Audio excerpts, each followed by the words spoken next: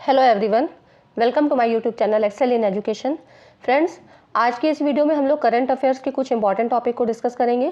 ये आपके current affair की सीरीज़ नंबर 5 है। इसके पहले 4 वीडियो और आ चुकी हैं, तो आप उनको देख लीजिएगा। काफ़ी इंपॉर्टेंट पॉइंट वहाँ पे कंसिडर किए गए हैं, तो आप लोग देख लीजिएगा, आपके लिए काफ़ी हेल्पफुल होगी। क्योंकि करंट अफेयर के सवाल आपके NTA के द्वारा पूछे जाते हैं किन किन पोर्शन से, ICT से, पीपल डेवलपमेंट एंड एनवायरनमेंट से और हायर एजुकेशन से। ठीक है, तो इस तरह से यहाँ से आपके करंट अफेयर के टॉपिक्स बनते हैं। तो इसलिए हम लोग करंट अफेयर को भी पढ़ना ज़रूरी समझते हैं। और चलिए स्टार्ट करते हैं। चैनल पे आप पहली बार हैं तो सब्सक्राइब ज़रूर कर लीजिएगा, और वीडियो पसंद आए तो लाइक एंड शेयर ज़रूर करिए। ठीक है, आपका एक लाइक हमारे मोटिवेशन को काफ़ी लेवल का जो है बूस्ट अप कर देता है, और मुझे फिर से एक एनर्जी मिलती है ताकि मैं और अच्छी वीडियो आपके लिए बनाऊं जो आपके लिए हेल्पफुल हो।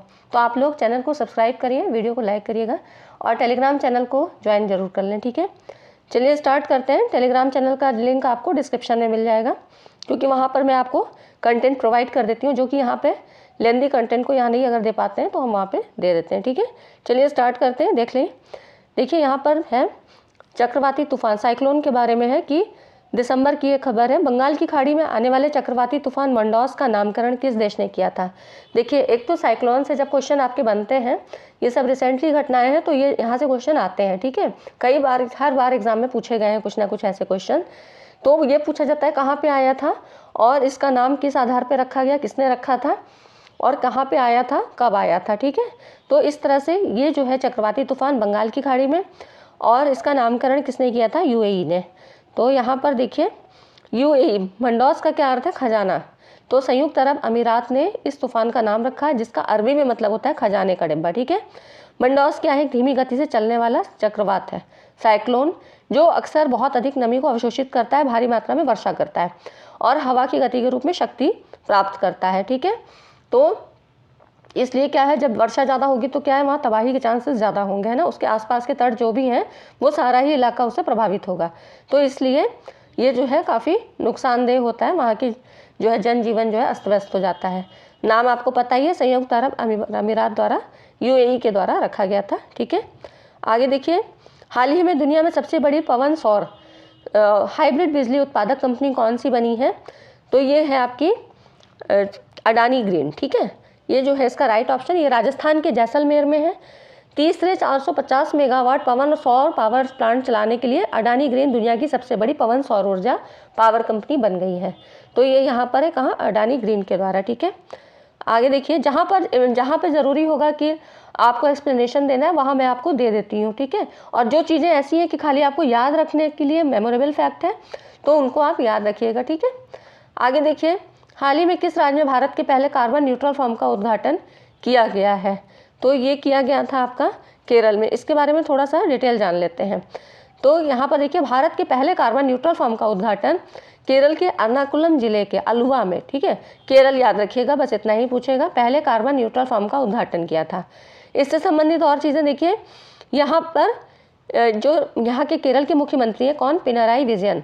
इन्होंने एर्नाकुलम जिले के केरल के राज्य बीज फार्म का उद्घाटन किया है। भारत का पहला कार्बन न्यूट्रल फॉर्म है, पहला है इसलिए इम्पॉर्टेंट हो जाता है। ठीक है, और इसमें क्या होगा कि इसके जो इम्पॉर्टेंट फैक्ट्स हैं, ये देखिए कि ये फॉर्म कार्बन तटस्थ खेती का अभ्यास करता है, जिसमें मिट्टी में ही विभिन्न कृषि प्रथाओं के दौरान जारी होने वाले सभी कार्बन का अवशोषण, मतलब कार्बन क्या है, क्योंकि पॉल्यूशन में ये जो है इंक्रीज करने के लिए ज़्यादा जो है ये होता है कि मतलब इसके द्वारा पॉल्यूशन बढ़ जाता है, इसका लेवल बढ़ जाता है। तो ये इसलिए इसमें ये किया गया कि कृषि के संबंध में जो भी क्रियाएं होंगी उसमें ये जो कार्बन का है ये एब्जॉर्ब कर लिया जाएगा। ठीक है, तो अलग अलग किस्मों को मिलाने से जो है कीटों और बीमारियों के हमलों में कमी आती है, और इससे कीटनाशक के उपयोग से भी पूरी तरह से बचा जा सकता है। जो भी इस तरह से जो है कीटनाशक दवाएं वगैरह यूज़ होती हैं वो नहीं यूज़ करनी पड़ेगी, क्योंकि क्या है, उनमें भी तो केमिकल्स ही होता है ना, तो वो भी पॉल्यूशन को बढ़ाने के लिए इम्पॉर्टेंट होता है। तो यहाँ पर इसी सबको लेवल को कम किया जा रहा है, इसीलिए कार्बन न्यूट्रल इसको कहा गया है। ठीक है, अब और चीज़ देखिए, देश का पहला कार्बन न्यूट्रल हवाई अड्डा कौन सा था? लेह। और देश की पहली कार्बन न्यूट्रल पंचायत, तो ये है पल्ली गाँव, जम्मू कश्मीर। ठीक है, तो ये भी आप याद रखिएगा, ये रिलेटेड फैक्ट्स हैं। फिर देखिए अगला है, हाल ही में कौन सा राज्य जलवायु परिवर्तन मिशन शुरू करने वाला पहला राज्य बन गया है? तो इसका आंसर होगा तमिलनाडु, ठीक है। अब इसके बारे में देखिए, इसके कुछ फैक्ट आपको याद रखने हैं। तमिलनाडु, यहाँ के मुख्यमंत्री M.K. स्टैलियन ने कहा कि जलवायु परिवर्तन जो है एक बड़े मानवीय संकट को पैदा करती है ना। जलवायु परिवर्तन से, क्लाइमेट चेंज से क्या बहुत सारे इफेक्ट ऐसे आते हैं जो कि जनजीवन को अस्त व्यस्त करते हैं, और अधिक कार्बन एमिशन के कारण ही ग्लोबल वार्मिंग हो रही है ना। तो इसीलिए तो ग्लोबल वार्मिंग हो रही है, गर्मी की जो है, इसीलिए तो यहाँ पे प्रचंडता अधिक है। तो वैज्ञानिकों का ये कहना है कि 2050 तक वैश्विक देशों को कार्बन न्यूट्रल स्टेटस प्राप्त करना आवश्यक है। ये इनका लक्ष्य रखा, ठीक है, 2050 तक। लेकिन पिछले COP26 में भारत सरकार ने देश को 2070 तक कार्बन न्यूट्रल बनाने की घोषणा की है। लेकिन तमिलनाडु सरकार ने देश का निर्धारित लक्ष्य जो है पहले ही बनाने का लक्ष्य रखा, कब? 2050 तक, ठीक है। तो इस तरह से इन्होंने और जल्दी इसको जो है अपने टारगेट को पूरा करने के लिए रखा। तो वैसे तो बात कही गई थी कि 2070 तक, ठीक है, 2070 तक, लेकिन यहाँ पर ये कह रहा है कि 2050 तक इसको हम प्राप्त कर लेंगे, इस टारगेट को अचीव कर लेंगे, ठीक है, इतना याद रखिएगा। फिर देखिए, दिसंबर 2022 में बायोडाइवर्सिटी पर कनाडा के मॉन्ट्रियल में कौन से कॉन्फ्रेंस ऑफ पार्टी COP का आयोजन किया गया? तो ये COP15 था, है ना। इसके बारे में भी जान लीजिए कि ये क्या होता है, कनाडा में हुआ था।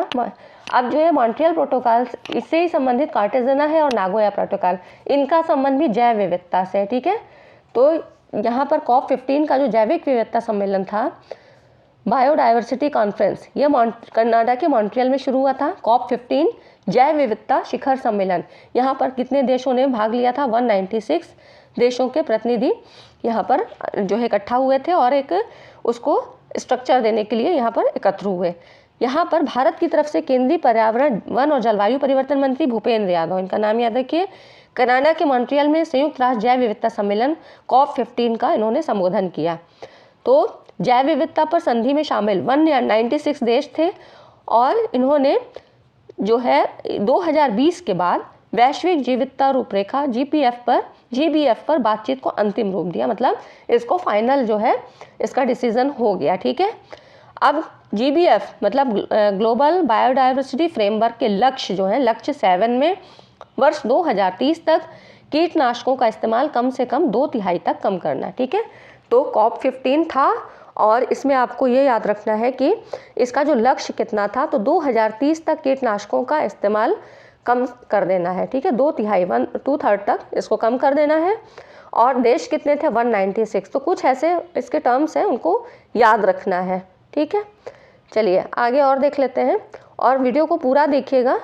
वीडियो अगर पसंद आ रहा हो, आपको समझ में आ रहा हो, तो लाइक ज़रूर करिए, ठीक है। आपका एक लाइक मेरे मोटिवेशन को बहुत बढ़ाता है, और जब उस तरह से देखने वालों की संख्या तो ज़्यादा रहती है लेकिन लाइक और सब्सक्राइब के नहीं आते हैं उस रेशो में, तो फिर अपने को वो भी लगता है, बहुत जो है डिसअपॉइंटमेंट होती है, क्योंकि इतनी मेहनत से वीडियो बनती है तो उसका रिस्पांस मुझे भी मिलना चाहिए कि आपको वो अच्छी लग रही है, पसंद आ रही है, आप ऐसा ही कंटेंट चाहते हैं, नहीं चाहते हैं, तो कुछ रिस्पांस तो मिलना चाहिए, है ना। इसीलिए जो है एक टीचर को और कुछ नहीं, मोटिवेशन ज़रूर मिलना चाहिए अपने स्टूडेंट की तरफ से। मोटिवेशन उसको, उसके एनर्जी लेवल को और बढ़ा देता है, ठीक है। तो आपसे एक लाइक की और सब्सक्राइब की तो मैं उम्मीद कर ही सकती हूँ। चलिए आगे देखते हैं।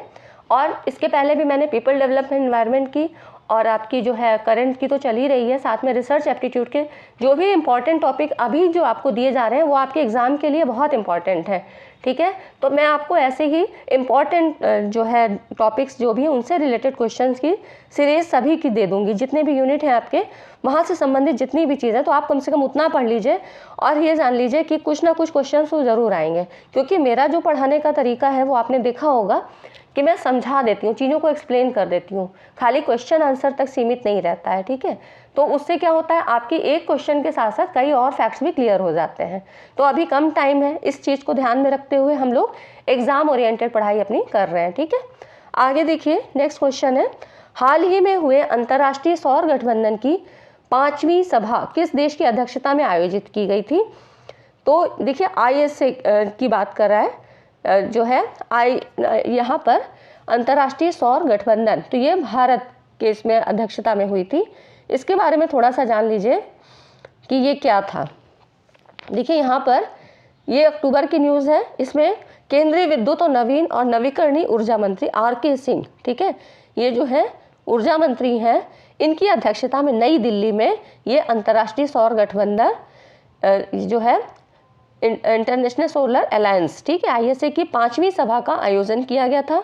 ISA की बैठक में ये जो है यहाँ पर सालाना सभा आयोजित की जाती है। इसका मुख्य उद्देश्य क्या है? सौर ऊर्जा के इस्तेमाल, ठीक है, ये याद रखिएगा, सौर ऊर्जा के इस्तेमाल, प्रदर्शन, विश्वसनीयता, लागत और वित्त के पैमाने के संदर्भ में कार्यक्रम और अन्य गतिविधियों के समग्र प्रभाव का आकलन करती है, ठीक है। तो यहाँ पर इन सब की गतिविधियों पर इसमें जो है इसका असेसमेंट किया जाता है। ISA की 5वीं सभा ऊर्जा तक पहुंच, ऊर्जा सुरक्षा, ऊर्जा पारगमन के 3 महत्वपूर्ण मुद्दों पर ISA की प्रमुख पहलों पर विचार किया गया। यहाँ पर मेन जो इसकी बात होती है वो सौर ऊर्जा, सोलर एनर्जी से संबंधित बात होती है, ठीक है। और आपको मैंने जब पीपल डेवलपमेंट एनवायरनमेंट पढ़ रहे थे तो वहाँ पर मैंने एक लाइन डायग्राम आपको दिया है, तो आप लोग वहाँ पे उसको देख लीजिएगा। उसमें आपके इससे जो है स्टैटिक जीके का पार्ट भी काफ़ी बनता है और करंट का तो बनता ही है, करंट से संबंधित है ये, लेकिन आपका वो जो मेन पार्ट्स है कि कब शुरू हुआ था, किसके किसके बीच समझौता हुआ था, तो भारत और फ्रांस के बीच हुआ था, और इस तरह से जो भी उसकी चीज़ें हैं तो वो आपको वहाँ पे उस एक फिगर से ही काफ़ी क्वेश्चन आपके तैयार हो जाएंगे, ठीक है। मेरी पूरी कोशिश रहती है कि आपका कम टाइम में ज़्यादा से ज़्यादा चीज़ें कवर हो।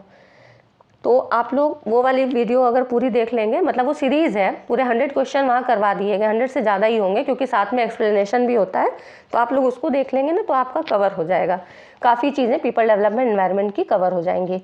और जो नहीं होगा तो मैं वहाँ पे आपको जो भी कुछ बड़ी लिस्ट है, कुछ ऐसी चीज़ें हैं वो आपको वहाँ पे टेलीग्राम पे दे दी जाएंगी। चलिए और देखते हैं। हाल ही में एशिया के सबसे बड़े कॉम्प्रेस्ड बायोगैस प्लांट का उद्घाटन निम्नलिखित में किस जगह में किया गया है? देखिए अधिकतर आजकल जो है ना पॉल्यूशन पे ज़्यादा ध्यान दिया जा रहा है, तो उससे संबंधित जो भी क्वेश्चंस हैं और हायर एजुकेशन में जो भी UGC के द्वारा रूल्स रेगुलेशंस लाए जा रहे हैं ना, उन पे क्वेश्चन ज़्यादा बनते हैं। तो यहाँ पर देखिए और कुछ कुछ पार्ट ही हम कवर कर रहे हैं, क्योंकि अगर एक वीडियो में मैं सारा कुछ आपको दे दूंगी ना तो आपको याद करना भी मुश्किल होगा, चीज़ें याद नहीं रहेंगी। और इनको आप ऐसा किया करिए ना कि कुछ कुछ की पॉइंट आप अपने लिख लीजिए, ताकि जब आप एग्ज़ाम देने जाएंगे तो आप खाली उन्हीं को सरसरी निगाह से एक बार देख लीजिएगा, आपका काफ़ी हद तक चीज़ें कवर हो जाएंगी। और वहाँ पर क्या हो 50-50 वाला चांस नहीं रहेगा। जब आप एग्ज़ाम हॉल में बैठते हैं तो कई बार चीज़ें क्या होती हैं, कन्फ्यूज़न में चली जाती हैं, तो वहाँ पे गलत हो जाती हैं। तो आप इस तरह से की पॉइंट्स को कुछ लिख लिया करिए, तो वो चीज़ें याद रहेंगी, ठीक है। तो यहाँ पर देखिए सबसे बड़े कॉम्प्रेस्ड बायोगैस प्लांट का उद्घाटन कहाँ पे किया था? तो पंजाब में किया गया था। अब इसके बारे में देखिए, भारत में एशिया का सबसे बड़ा बायोगैस प्लांट जो है ये पंजाब के संगरूर में लगा है, ठीक है। अब इसमें इसकी खासियत क्या है, क्यों चर्चित है ये? इस प्लांट में बड़ी मात्रा में पराली का कच्चे माल के रूप में उपयोग होगा। पराली क्या होता है? जब धान की कटाई होती है ना तो उसका जो भी बचता है वेस्टेज पार्ट, उसी का कह रहा है कि पराली से जो कंप्रेस्ड बायोगैस बनेगी उसका उपयोग CNG की तरह, CNG कंप्रेस्ड नेचुरल गैस, इसकी तरह गाड़ी चलाने और LPG की तरह, है ना, जो हम लोग गैस में यूज़ करते हैं खाना बनाने के लिए, तो LPG की तरह खाना पकाने में हो सकेगा। तो इस तरह से ये एक अच्छी पहल है ना। इससे क्या होगा कि जो है इसमें वो यूज़ भी हो जाएगा, क्योंकि किसानों का ये कहना था कि उसका फिर कुछ यूज़ नहीं होता है, और अगर हम इस तरह से जलाते हैं तो उससे क्या होता है, पॉल्यूशन फैलता है। तो इस तरह से ये क्या है, उसको रीयूज़ कर लिया जाएगा, ठीक है। तो इस प्लांट से अधिक लोगों को रोज़गार भी मिलेगा और सबसे बड़ा फ़ायदा पराली से होने वाले प्रदूषण को रोकने में होगा। देखिए जब आप लोग पढ़ते हैं कोई चीज़ तो उसको ये देखा करिए कि कोई नया इन्वेंशन हो रहा है, कुछ है, तो उससे फ़ायदा क्यों होगा, क्यों ये चीज़ लाई जा रही है ना। तो इस तरह से क्या होगा, पॉल्यूशन को रोकने में ये फ़ायदा करेगा।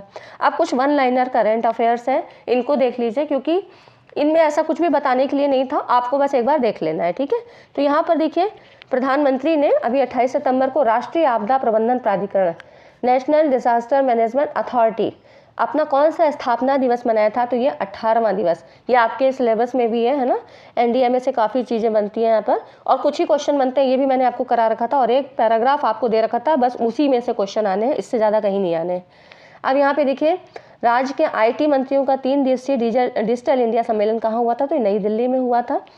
और फिर देखिए नेक्स्ट है, अक्टूबर को 2022 को राष्ट्रीय स्वच्छ गंगा मिशन ने APSG न्यूज़ नेटवर्क के सहयोग से विश्वविद्यालयों के साथ मासिक वेबिनार श्रृंखला का नाम क्या है? इग्नाइटिंग यंग माइंड्स, ठीक है, igniting young minds rejuvenating river के 11वें संस्करण का आयोजन किया। इसका जो वेबिनार का विषय क्या था? तो ये वेटलैंड कंजर्वेशन, आर्द्र भूमि संरक्षण था, ठीक है, ये बस एक बार ऐसे देख लेंगे तो आपको याद आ जाएगा। एक तो इसका जो है, अब इस तरह से भी पूछा जा सकता है। देखिए कोई ज़रूरी नहीं कि क्वेश्चन जैसे मैं बता रही हूँ ऐसा ही आए, लेकिन हो सकता है इससे रिलेटेड कुछ भी चीज़ पूछ ली जाए, इसीलिए इसके आगे पीछे का भी चीज़ें हम बता देते हैं कि आपको वो चीज़ें ध्यान में रहें, क्योंकि ऐसे तो कितना याद करेगा कोई, है ना, उसकी कोई लिमिट नहीं है, और भी चीज़ें पढ़नी है। तो जब आप इस तरह से कुछ चीज़ें पढ़ते हैं ना रिलेट करके, तो वो कुछ चीज़ें याद हो जाती हैं कि ऐसा इसका ये आंसर है। विश्व पर्यावरण दिवस कब मनाया गया? 2-3 अक्टूबर को। ठीक है, तो ये हो गया आपका। आप देखिए सबसे ज़्यादा इम्पॉर्टेंट न्यूज़ है यूजीसी की। हाल ही में यूजीसी ने उच्च शिक्षा संस्थानों से कौन सी गाइडलाइंस अपनाने को कहा था? तो ये पीओपी, प्रोफेसर ऑफ प्रैक्टिस। यहाँ पर क्या था कि विश्वविद्यालय मतलब यूजीसी ने, यूनिवर्सिटी ग्रांट्स कमीशन, यूजीसी ने नवंबर में देश के सभी कुलपतियों को एक आधिकारिक पत्र लिखा और यूजीसी के इस पत्र में विश्वविद्यालयों से प्रोफेसर ऑफ प्रैक्टिस को शामिल करने को शुरू करने को कहा गया। इस तरह के पद जो है उद्योग और व्यवसायों के अनुकरणीय अनुभव वाले लोगों को छात्रों को पढ़ाने के लिए आकर्षित करते हैं। मतलब यहाँ पर वो लोग होंगे जो प्रारंभिक व्यवसाय से शिक्षक नहीं है, वो कोई भी प्रोफेसर या असिस्टेंट प्रोफेसर नहीं है और ना ही उन्होंने शिक्षण के लिए पीएचडी की है, लेकिन इसके बावजूद उनके प्रोफेशनल अनुभव के आधार पर उन्हें कॉलेजों में छात्रों को पढ़ाने के लिए नियुक्त किया जा सकता है। और ये प्रोफेसर छात्रों को वो विषय पढ़ाएंगे जिसमें उनका लंबा प्रोफेशनल अनुभव रहा है, जिसमें वो अब तक काम करते रहे। क्योंकि नई शिक्षा नीति जो 2020 की बाद आई है, 2020 जो अभी आप जो है हर जगह लागू की जा रही है, तो उसमें यही है कि विश्वविद्यालयों में क्या है, ज़रूरी नहीं है कि आप मतलब एक स्ट्रीम में, जैसे साइंस का है तो साइंस के ही सब्जेक्ट लेके पढ़ने, आपको क्या है आप अदर सब्जेक्ट को भी कॉम्बिनेशन के रूप में रख सकते हैं, है ना। तो उसी के लिए है कि अगर ऐसे टीचर मिल जाए जिनके पास अच्छा एक्सपीरियंस है, तो वो क्या करेगा कि हमारे जो स्टूडेंट्स हैं उनके लिए एक अच्छा मार्गदर्शन, अच्छा गाइड का काम करेंगे। तो यही है प्रोफेसर ऑफ प्रैक्टिस। ठीक है, तो ठीक है फ्रेंड्स, आज की वीडियो में इतना ही। मिलते हैं अगली वीडियो में और इसी तरह के अब मैं आपको जो सीरीज़ दूंगी वो जो है आपके एक्सपेक्टेड क्वेश्चंस, ठीक है, उस पर आपके मैक्सिमम जो है टॉपिक वो कवर हो जाएंगे। जैसे कि टीचिंग एप्टीट्यूड, तो टीचिंग एप्टीट्यूड के नॉर्मल सवाल तो आप कर ही लेते हैं, लेकिन कहाँ से सवाल, जैसे कि एवेल्यूएशन का, और जो है मेथड्स है ना, मेथड्स ऑफ टीचिंग है, या इसी तरह से और जो चीज़ें हैं ऑफलाइन ऑनलाइन मोड वाले जो सवाल होते हैं, वो सारे चीज़ें स्वयं प्रभा, इस तरह, तो वो सारी चीज़ें वो मैं एक एक जो है वीडियो उस तरह बना दूंगी। तो वो क्या होगा आपके लिए, अब जैसे टाइम ज़्यादा नहीं है तो आप लोग उन चीज़ों को देख लेंगे और उनके साथ साथ क्या है कि उसके जो है पॉइंट्स भी क्लियर हो जाएंगे, जो भी फैक्ट्स होते हैं, जो भी एक्सप्लेनेशन होता है, तो वो आपके लिए हेल्पफुल होगा। ठीक है फ्रेंड्स, तो आपको इसी तरह से बाकी चीज़ें मैं कम्युनिकेशन और people development environment, higher education, logic, Indian logic, है ना, इस तरह से बहुत सारी चीज़ों के मैं बना दूंगी। तो आपके लिए एक एक वीडियो ही काफ़ी हेल्पफुल होगी। और आप लोग कमेंट में भी बताइए कि आप क्या चाहते हैं और किस तरह से आपकी मैं हेल्प कर सकूं। ठीक है, आप लोग कमेंट करके बताइए, तो मैं फिर कम टाइम में आपका अच्छे से अच्छा कवर कराने की कोशिश करूँ। चलिए फ्रेंड्स, मिलते हैं अगली वीडियो में। Thanks for watching this video.